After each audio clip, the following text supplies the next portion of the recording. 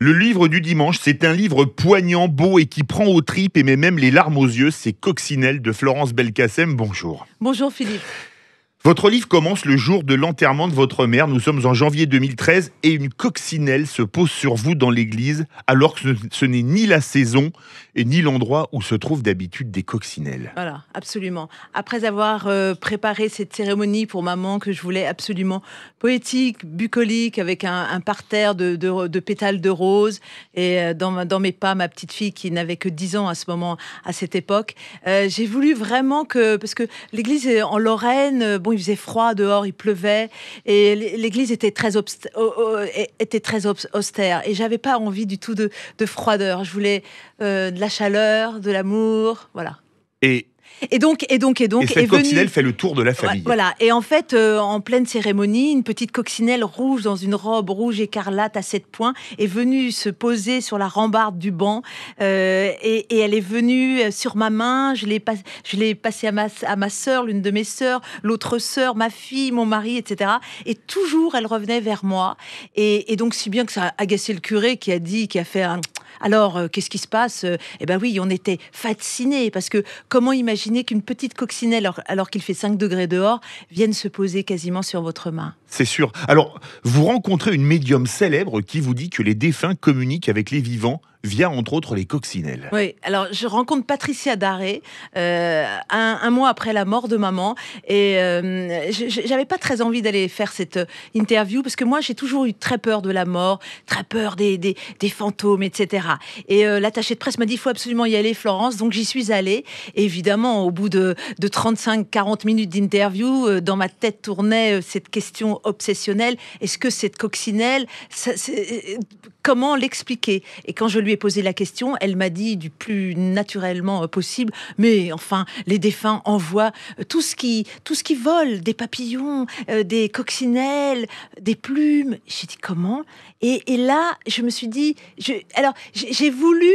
Bon, évidemment, j'ai été très sceptique sur le moment. Et puis quand je l'ai quitté, je me suis dit, et si c'était vrai ? Et là, j'ai commencé à mener une enquête. Alors justement, Pâques 2013, vous retournez à Saint-Jean-Courtzerode, c'est en Lorraine. Vous allez dans la maison de vos parents, qui est vide par la force des choses. Et là, vous avez un choc, vous entendez un choc sur la fenêtre en pleine sieste. Oui. Et c'est quoi ? Voilà. Une autre coccinelle. Une autre coccinelle. On faisait une sieste. On venait d'arriver la veille avec ma sœur aînée, ma fille de 10 ans. Et il est vrai que là encore, il pleuvait, il faisait froid. Et on n'avait pas ouvert, puisqu'on était arrivé la veille au soir, on n'avait pas ouvert la maison. Et on a fait une petite sieste et tout. Et tout à coup, on a entendu un petit bruit, comme si on avait projeté un caillou contre la fenêtre. Si bien qu'on a sursauté avec ma fille. Ma fille s'est réveillée et elle a vu que ça venait de la fenêtre et elle m'a dit maman, viens voir. Tu vas pas le croire. Et effectivement, une coccinelle, évidemment. Et là, pour le coup, j'ai pris mon portable, on a filmé, on a fait des photos.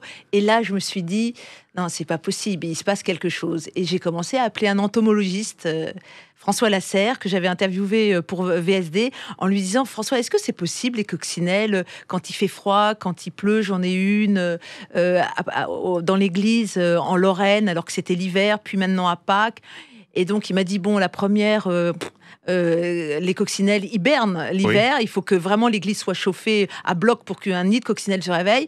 Et puis quand il pleut, qu'il fait froid, parce que le printemps était très en retard en 2013, c'est pas si fréquent. Et voilà, et ça a commencé. Le 17 décembre 2013, en plein Paris, vous rentrez avec votre fille du collège et encore une coccinelle. Voilà, donc on est dans la cuisine et j'ai un grand plan de travail en marbre noir. Et là, en ouvrant le robinet, voilà qu'on aperçoit une petite coccinelle merveilleuse, rouge, encore à 7 points. C'est vraiment la coccinelle du bonheur. Et ma fille m'a dit, maman, regarde, moi je ne voulais pas, je ne croyais pas. Et ma petite fille spontanément a dit, ça doit être Mimi. Et là, j'étais tellement sur le moment heureuse, mais je me suis dit, elle est là, elle est toujours là, en fait. Et ce qu'il y a de fou, c'est que les coccinelles vous suivent. Vous trois vous rendent visite le jour où, avec votre mari et votre fille, vous allez nettoyer la tombe de votre mère dans la maison en Lorraine. Et une histoire folle 3 coccinelles débarquent le 13 octobre 2017, une date pas comme les autres. Ouais, c'est l'anniversaire de maman. Et c'est l'anniversaire de maman. Et vous êtes 3 sœurs. Et on est 3 sœurs. Et honte à moi, j'oublie que c'est l'anniversaire de maman. Et je suis avec mon assistant, on est en train de préparer une interview radio, etc. Et là, tout à coup, une première coccinelle, pas à l'extérieur, hein, à l'intérieur de la maison, les fenêtres étaient fermées, qui vient se poser. Et mon petit voisin me dit, tiens, il y en a une. Oh, c'est incroyable, j'en vois jamais. Deuxième, troisième. Et puis à la fin de la journée, ma soeur m'appelle en me disant, Flo, tu as oublié l'anniversaire de maman?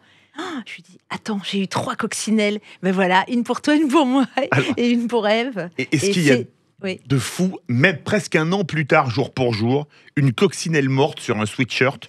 Nous sommes le dimanche 30 septembre 2018. Oui, et c'est un signal. Et là, c'est un signal. Et là, pour le coup, c'est le décès de ma belle-mère. Elle était en train de mourir, seule, dans son appartement. Et j'ai été...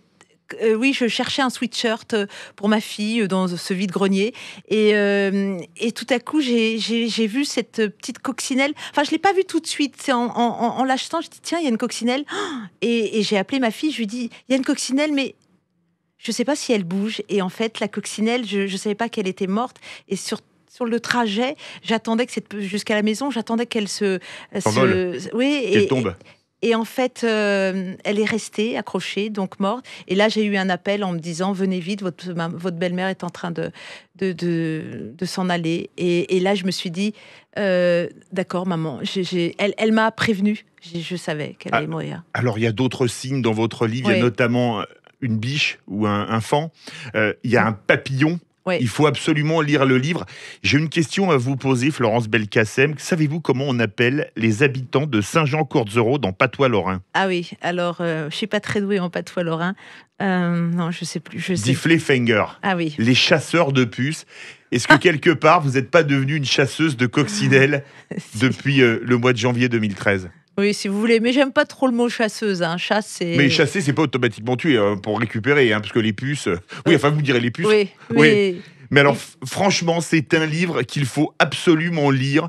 Si vous croyez aux signaux, vous savez, François Mitterrand avait dit « Je crois aux forces de l'esprit ». Oui. Si vous croyez aux forces de l'esprit, Coccinelle, plein de signaux avec nos défunts. On en a parlé vendredi dernier dans le grand matin de Patrick Roger et Cécile de Médibus. Vraiment un livre à lire. Merci beaucoup, Florence Belkacem. Merci à vous et puis bon week-end de Pâques. Hein. À vous aussi. Merci.